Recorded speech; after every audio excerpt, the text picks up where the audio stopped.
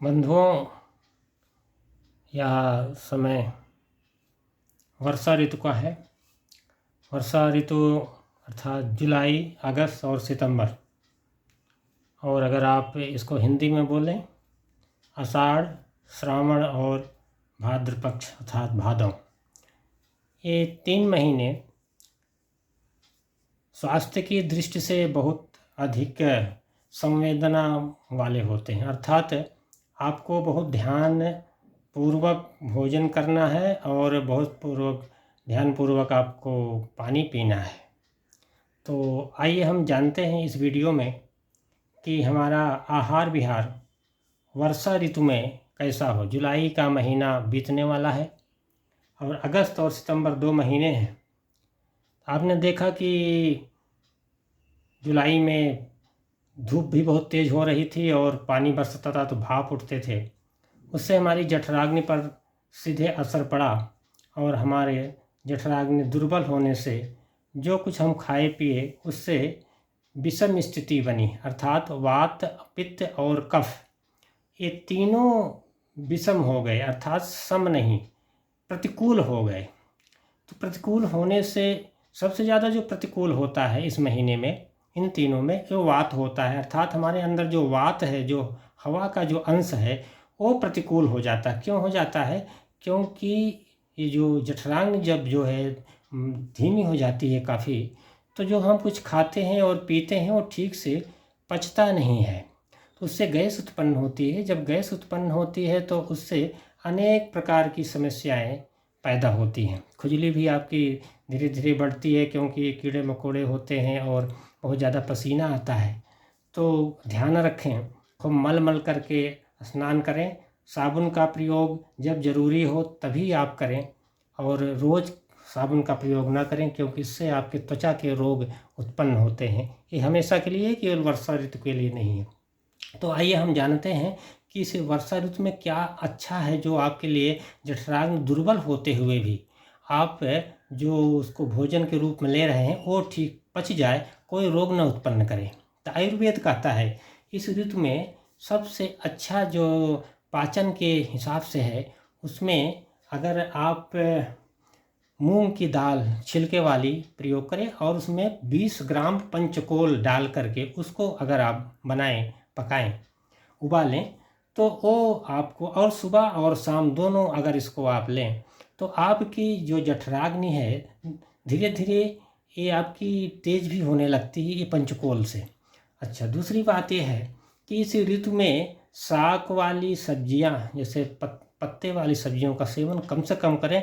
अगर करें भी तो उसमें फिटकरी और नमक गर्म पानी में डालकर खूब अच्छी तरह से उसको धो लें 4-5 बार, तब उसका सेवन करें। अब जहाँ ज़रूरत हो वही करें, क्योंकि पालक भी वात उत्पन्न करता है और भिंडी भी वात उत्पन्न करने वाली है। और इस ऋतु में आपके लिए लौकी और नेनुआ, जिसको आप तुरई बोलते हैं, ये आपके लिए अच्छा होता है, तो इसको आप ले सकते हैं। कभी कभी आप कद्दू का भी सेवन करते हैं, लेकिन आपको ध्यान रखना है कि टमाटर और आलू का प्रयोग कम से कम करना है। हाँ, लहसुन और प्याज का प्रयोग तड़के में कर सकते हैं, अर्थात उसको भूनने के लिए प्रयोग कर सकते हैं, वो भी बहुत ज़्यादा नहीं। नहीं तो ये दोनों जो है आपको पित्त बनाने का कार्य भी करते हैं।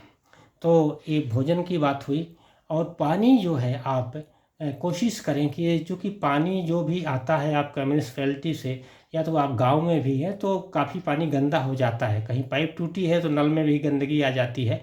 तो ध्यान रखें, पानी उबाल भी लें, उबालने के बावजूद उसको छानें और उसमें तुलसी या थोड़ी सी फिटकरी डाल करके उसको और शुद्ध कर लें। अगर वो उसको पिएंगे तो आपकी किसी प्रकार के लीवर संबंधी या किडनी संबंधी समस्याएं नहीं पैदा होंगी।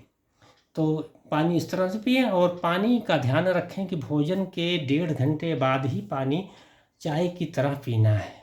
ध्यान रखें, ये पानी पीने से, पानी पीना अगर ठीक से आ जाए, भोजन करना भी अगर हम सीख जाएं और ध्यानपूर्वक उसको करें तो बहुत सारी समस्याएं नहीं पैदा होती, ऐसा आयुर्वेद का मानना है। तो जो दुख है, ये दुख जब ज़्यादा बढ़ जाता है तो ये रोग में परिणत हो जाता है। उसी को हमारे आयुर्वेद में कहा गया है कि ये दुखों को बढ़ाने वाले जो तत्व हैं अर्थात जो विषमताएं हैं, उन विषमताओं को आपको दूर करते हुए दिनचर्या का पालन करना है। तो ये बात हुई आपकी थोड़ा भोजन की।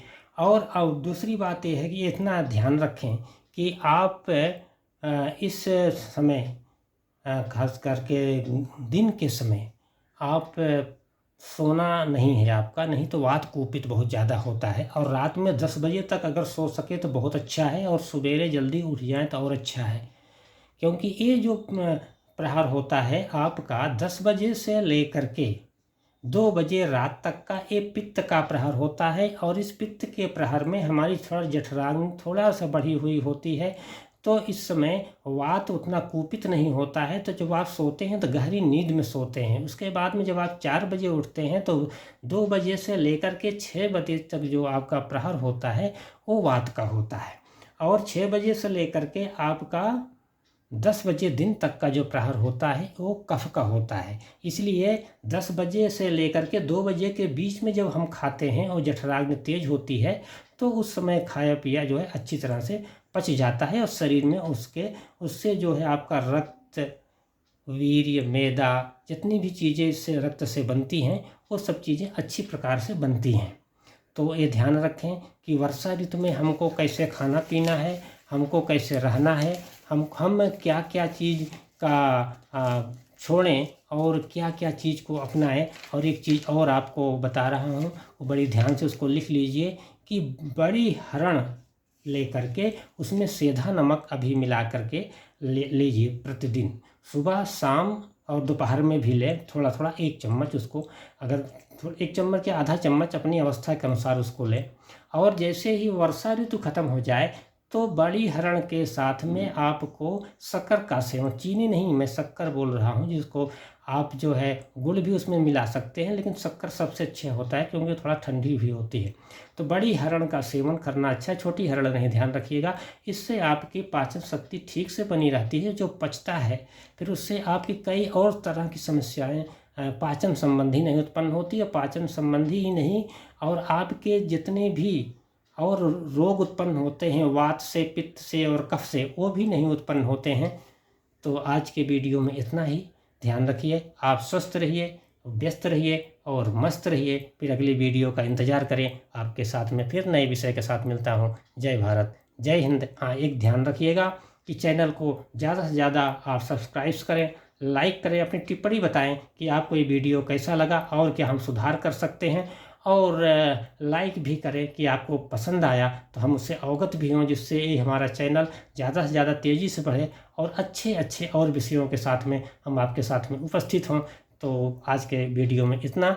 जय भारत, जय हिंद, जय आर्यवर्त।